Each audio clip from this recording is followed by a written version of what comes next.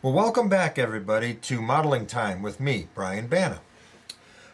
Before I get into the topic of this video, or this video series that I'm going to be starting, I just want to say the FP7 is still priority on my work list, probably equal priority with this project.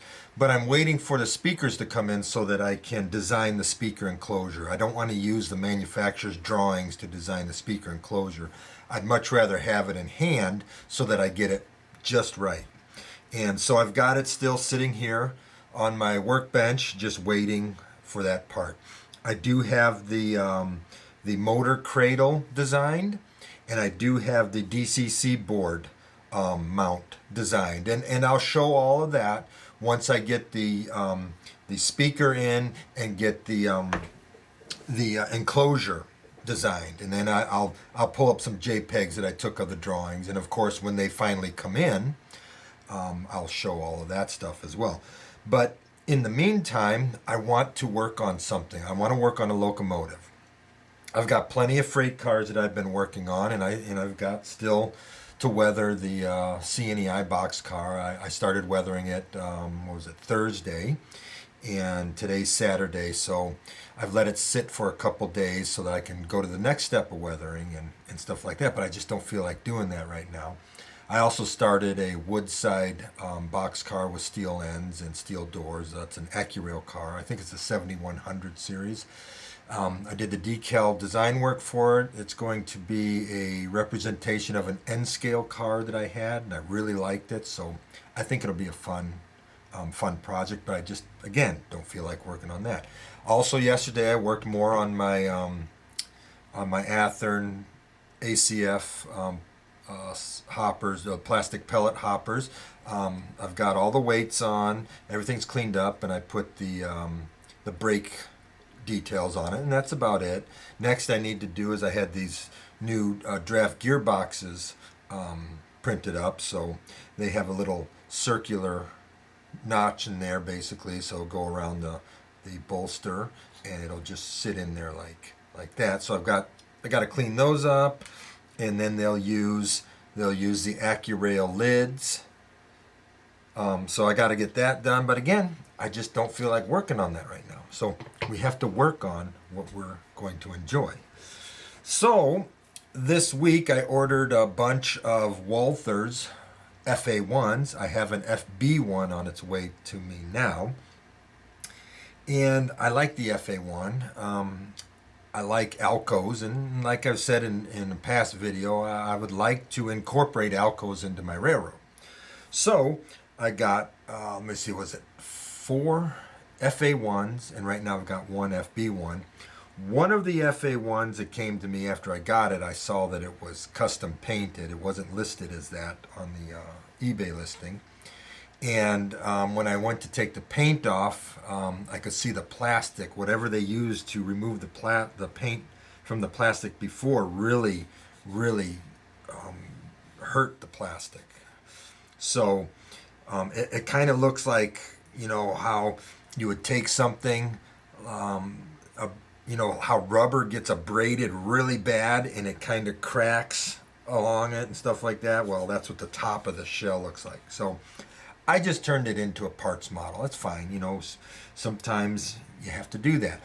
Many times, since the models that I'm working on are so cheap, I'll buy one just for a parts model, also to cut the top off or an end off so I can see what's going on the inside of the model when I'm designing the electronics to fit. Like for instance, on this parts model FA1, I cut the back end off so that I could put it on the frame and see how much room I have for electronics on the inside. Because without being able to see that, you're kind of guessing at heights and stuff like that. So it's all worth it. I've got all the bags of parts and things like that here so that I can use them for anything that I might break or something that might be missing or whatever. So I just wanted to say one thing about these models. They're not stellar models by any means, but they will suffice for what I want them for. I think they're going to be. I think they're going to look nice once they're cleaned up. and stuff. I mean, if I wanted to build a high-end show model, I would use the Walthers or the Lifelike P2K FA1, which I have 5 of them right now, and one B unit. But I just don't feel like working on high-end models anymore right now. Maybe that'll come back. I don't know. So I've got 4 of the Walthers Trainline FA1s, and I've never had any experience with these. So on the Atlas forum, I asked about, anybody's experience with them. How are they for running? I wasn't concerned about the detail fidelity, and it came back that they're really good runners, and they pull strong and stuff. And I can see why. These things weigh out of the box 15 1/4 ounces. That's pretty good. I do have room in here to take a little bit off the frame if I want to make a bigger speaker enclosure. I'm going to use the big speakers that I got for the FP7, so they'll fill in this area back here. Nice big speaker, but I might have to cut a little bit off, and at the most it maybe will take off 1/4 ounce. It'll still be 15 ounces. And when I put all the electronics and everything back in, I'll gain that 1/4 ounce back. And I might even add a little bit more weight to it if I've got any areas. I could put brass blocks, but I think 15 1/4 to 15 1/2 ounces, that's pretty good weight for these things. Now, when we get to taking this apart, I'll show you how to take all of this apart. Whoever designed this model, I'm pretty sure they designed it so that you would never take it apart again.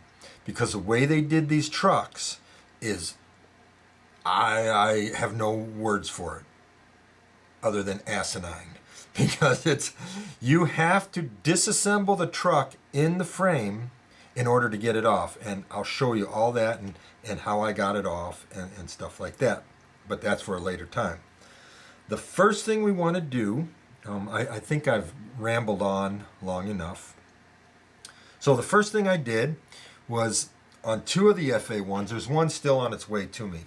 On 2 of the FA1s, these were Union Pacific, I put them in 91% isopropyl alcohol, left them in overnight. Today, coming back this morning, this one in the gray plastic, the paint just sheeted right off. It came off as if there was nothing holding it to the shell underneath, so it came off in big sheets. So that came off nice. The black shell, however, the paint didn't sheet off. I had to scrub it with a toothbrush, and it wasn't hard. It came off easily. Excuse me. But the paint more or less came off like it was a powder on there, and it just mixed with the alcohol. It didn't sheet off at all. After I've got the paint off and everything, I put it in the grit blaster and shot it at 40 psi just to clean it up. I let the alcohol dry, air dry, and then there are little bits and pieces of paint, still on little tiny areas and residue and stuff like that. So I just shot it at 40 psi and it cleaned these shells up really, really nice. Same with the black one. There was paint still stuck inside of these grills and everything, and the grit blaster took it right off. So, but before I put it in alcohol, I took everything off that I could get off. All the glass was glued in, so I carefully pried at it, and it popped right off. The lights were glued in from the inside, so I had to use a chisel knife and just chisel out the glue around it. I used a block of aluminum up against the back of it. You could use a block of wood or a block of anything, plastic, and just press down really hard on it, and it popped the light out. We'll go over the light when we get to reassembling the model and what I want to do with the model, because the way the light is on here is actually not correct, but it's easy to make it correct after looking at prototype photos and stuff like that. These are going to be for my Carroll Port Terminal in Chicago Railroad, but I'm trying to decide whether I want to put them in the new paint scheme or leave them in the New York Central paint scheme, but with the CPT&C name on it and stuff. This logo right here on it. But I'm thinking of going with the New York Central-ish paint scheme, but we'll get to that later. So the first thing we need to do is design the electronics for the inside.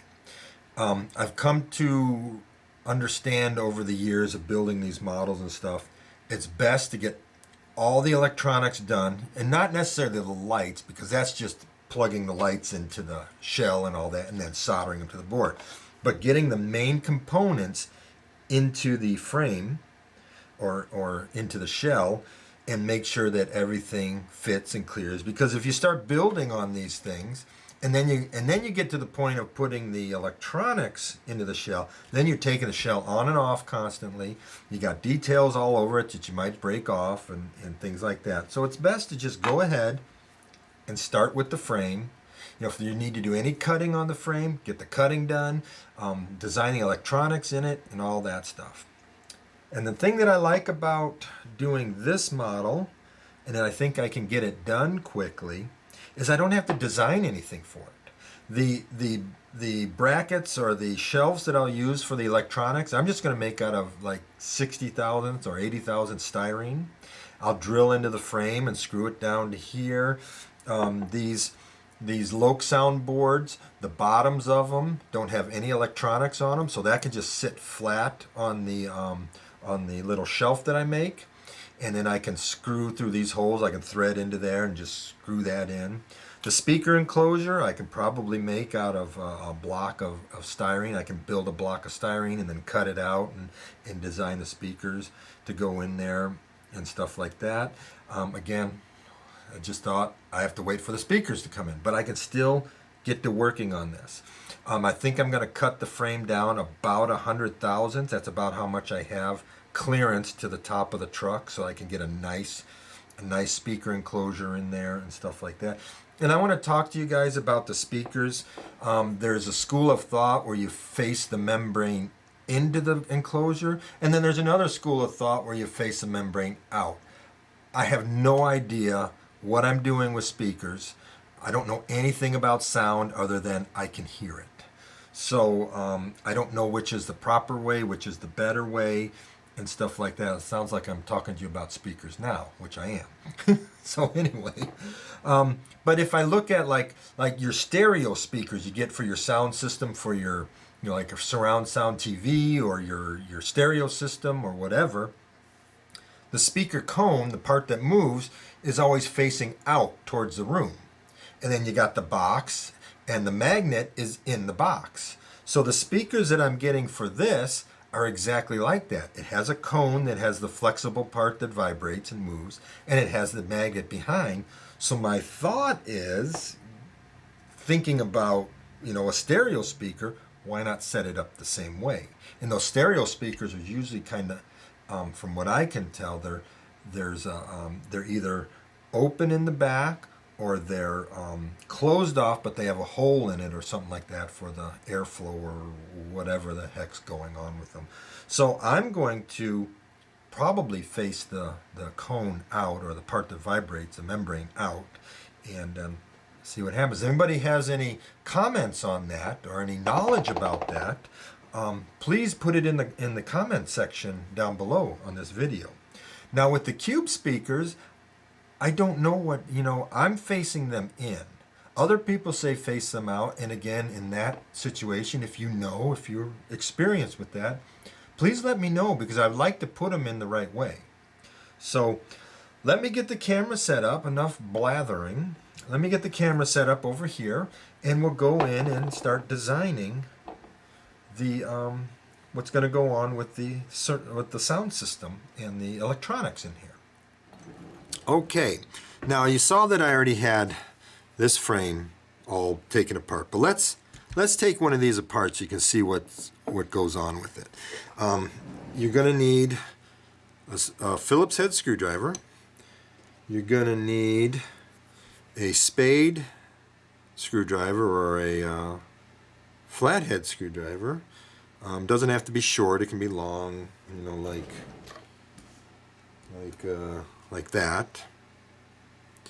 And you're going to need some tweezers, and preferably some strong pointed tweezers. These I just got at the Ulta or at Walgreens, and they've served me well over the years. They don't hold great, but they work. I have yet to find a tweezer that actually does hold anything. So, now as we look at this model, you know, one of the things that I always shied away from these lower end models on was, you know, they mold the trucks in the plastic color that they want. They're all shiny and they just look like crap.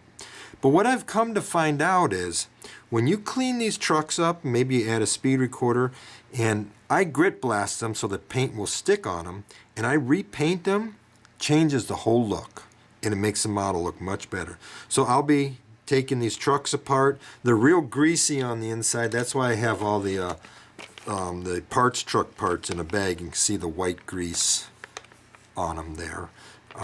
So they're in their own bag there. That's spare parts there. Now, I did go to the auto parts store, and I asked them for a degreaser that is not environmentally friendly, because those never work for crap.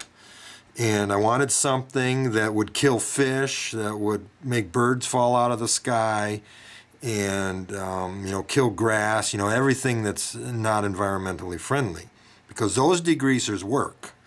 And I was tired of using Dawn detergent to get these trucks degreased and stuff like that. So he gave me this stuff. It's a heavy-duty pro-strength degreaser. It is all-purpose water-based degreaser, and it's no odor, and it's safe on paint and plastic. So this is what I got right here. So I haven't tried it yet, but I'll give it a try on this model and see what happens. So I'll report back on that when I do that. So in the meantime, let's get this taken apart. First thing we do, we got to take this screw out the back here. It's not really held in. I think it was held in by half a thread. Put that aside. So this board has a piece of double-sided tape on it, and these wires are all wrapped around to hold it in place. Let's see what's holding it down. There we go. Now, other thing you're going to need is something to cut these wires with, so I'm just going to cut them off right at the board. You could take these little things off here, these wire keepers here, but that's not going to do you any good because they soldered these wires to the board rather than clipped them to the board with these wire keepers.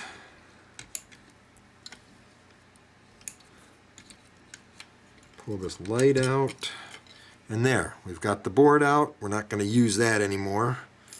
But, you know, you might want to put it in your Bart's box, take it to a train show and sell them, who knows. Okay, let's get this piece of double-sided tape off the top of this motor. That's going to go in the trash. Next, we need to unclip this clip and this clip. Now, when I first did this, I thought that was the worm cover, like on most normal models. Not so. And I'll show you here. So we're going to stick the screwdriver under there, get it under the clip, and just take that clip out. And we'll do one at a time. What that does, remember I told you, you got to take these trucks apart in the frame to get them out. You see this side comes off over here. Right there. So what you got to do is you've got to take the bottom clip off the truck, this piece here, hold one end, otherwise it'll go flying, and just pop it off like that. It's got a little bit of grease in the bottom there. Okay, now you need to take that side of the truck off like that. So now it's like that. Now what you need to do is you need to pop the worm gear out. And on my parts model, I noticed, I got to put my optivisors on here, this bell housing was cracked. So this one is in excellent condition. No cracks on this one. On the parts model, they were both cracked for the front and back. So we'll put that aside. There's a little bit of grease in there, but we'll clean that out. So we got to put all that aside. Now, what we need to do is we need to pull this dog bone out. It comes out easy. And here's the part that makes me think that they designed this so you'll never take it apart. This one looks easier to take apart. If you look in here, let me get my pointer. Let me get a pointer out here. There we go. This clip right here, it's a split clip. So you need to compress it together to get it out. On the parts model that I had, it was a royal PETA to get that out. This one looks like the split is better, so they'll come together better, and it'll just drop out. So hopefully that'll be the case. Maybe that parts model I got was an earlier version of this, and they refined it. But basically just take your tweezers, go in there and squeeze those two pieces together and push down. There we go. That was super easy. So, hey, that was much, much better. I can see on this pinhole here, there's a little bit of flash and stuff, so that's one of the things we need to go in and clean up later on. So now we'll go do the front truck, do the same thing. We're going to take this clip off. So get it under there. There we go. Now you want to keep your hand over it because this will go flying once one of the legs is taken off. Now we'll take the bottom clip off again, thumb under the clip, on top of the clip, get a screwdriver under there, pop it up. This is another thing, if you don't put your thumb there, it's going to go flying across the room. So there we go with that. Now we just split the gear towers. Pull that off. Everything will drop out. And we're good to go. Now we just gotta take out the worm gear.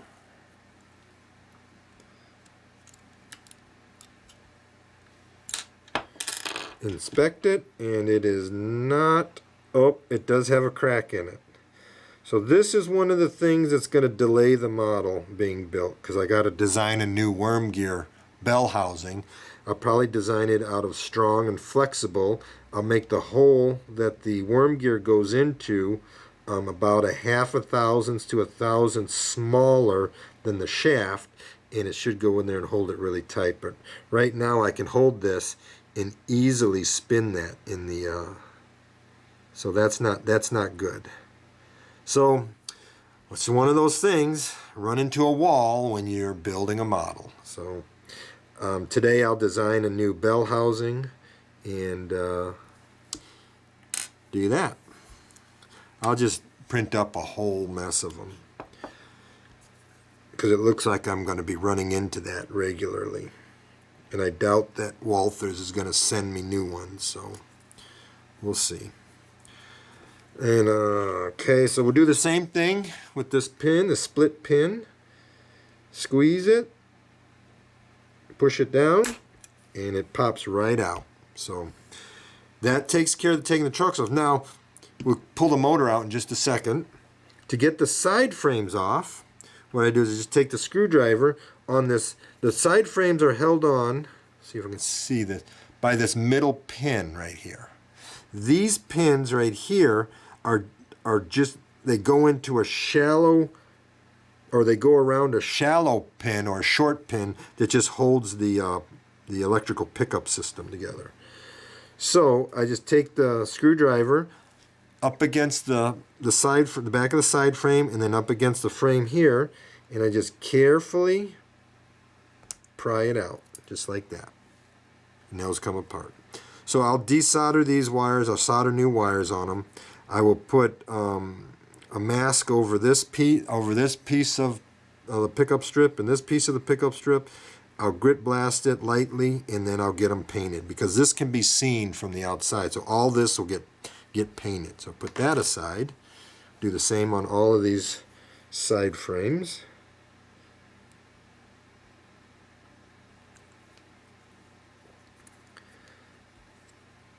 Oh, that's greasy.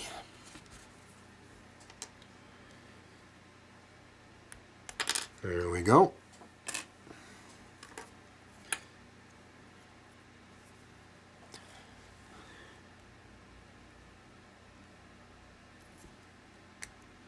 There we go. And eventually all this stuff will get put into a container with the degreasing fluid over them and get it degreased, get it all grit blasted and repainted. Let's get this one out. Alright, so that takes care of all the trucks. Now we need to pull the motor out. And when I pulled the motor out of this frame, at fitting, I'm looking around and I was like, how are they holding that motor in there? Oh, first let's take off this fuel tank. It's just these clips here. Drop that out, and now we just have the frame and the motor. So I'm looking at that and I'm like, there's no screws holding that motor in there. And so I'm looking down, and what it is it's pressed in between these ribs here. You see around. So what you have to do is you have to get on both sides of it, and this is interesting, and just wiggle it up.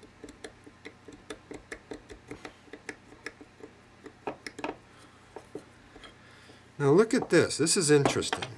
I got this little puny little flywheel on that one, and I got this monster flywheel on that one. So what the heck? What was somebody thinking? We're gonna cut off some more brass because we like machining brass? What the hell? This flywheel is just fine. I wonder if it's like that on the other one, the other Union Pacific one I got. But that's the way it is, and there's nothing I can do about that. So, I mean, I could use this motor, but we'll just, I guess that'll be fine. But that's how you get the frame apart.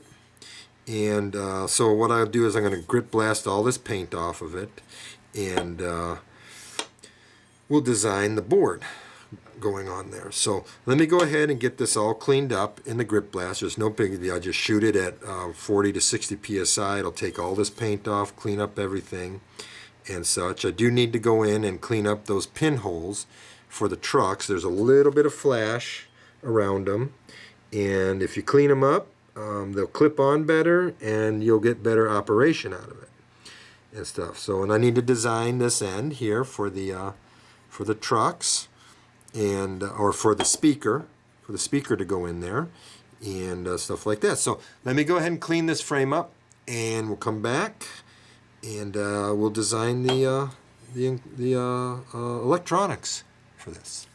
Okay, well, after the last video segment, the mail came and my speakers came in.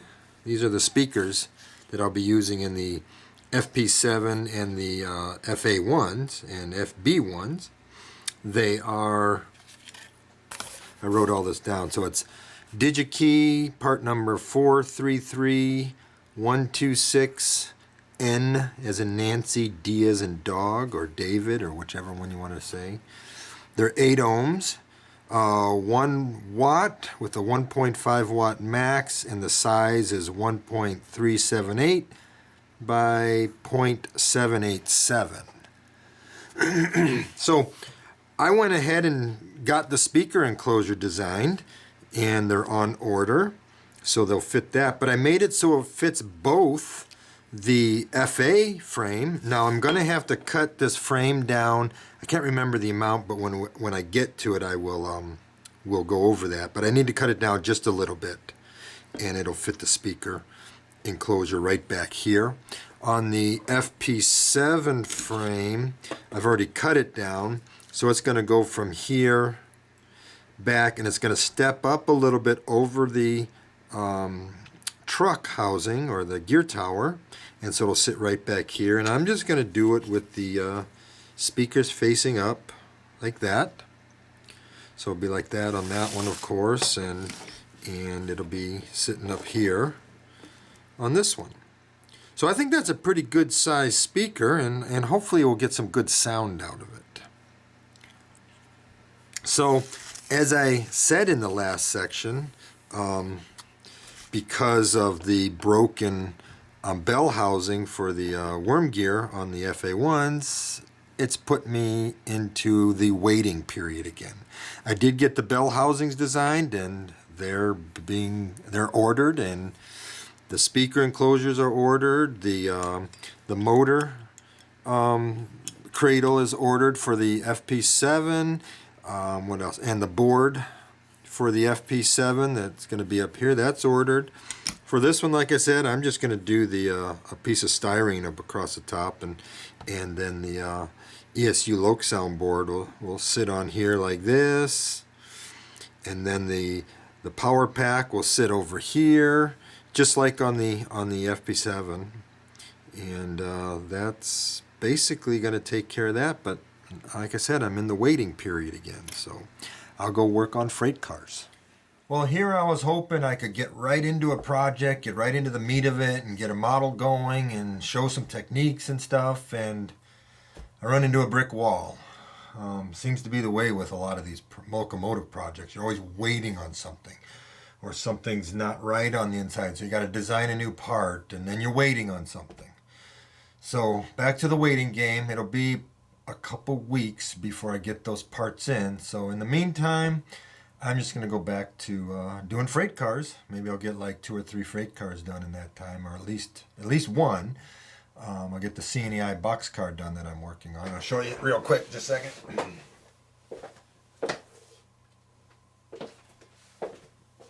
So this is the C&EI box car that I've been working on. Right now it has 2 layers or 3 layers of a thin wash over it, and I'm going to go sit down over there and put some pin washes on it and be done with it. I don't want these cars, these C&EI cars, to be super dirty, but they will be, have some weathering on them and show some age and stuff like that. I don't like all my cars to be filthy, crapped all over, dirty. I like them to represent the era. Some were bad, some were okay, some weren't so bad. When I do these plastic pellet cars in the era that I'm modeling, they're going to be very clean because they're virtually brand new. So I'm modeling 68 to 71. So at the earliest, these just rolled off the assembly line and are brand new. At the latest, they're 3-4 years old. So that's what I'm going to do with those, and they won't get weathered very much at all. So 2 of them will be Hercules, 1 will be a shell plastics, and so like I said, gotta wait a little bit. So I hope you enjoyed that. I hope you'll stay with me on this, and hopefully I'll stay with you on this. I know my track record isn't that great with finishing locomotive models lately. But these are the kind of models I want to work on, so we'll see how it goes. And when a couple weeks rolls around and I get my parts in, I'll jump right back on them. I got another couple things that I wanted to show. I got these in the mail the other day. I got 2 of the ER Models Sharks, so I'll be going through these and see what I can do to spruce them up a bit and make them look pretty cool. I like these things, and we'll see what happens with those. So thanks again for watching, and I'll catch you next time.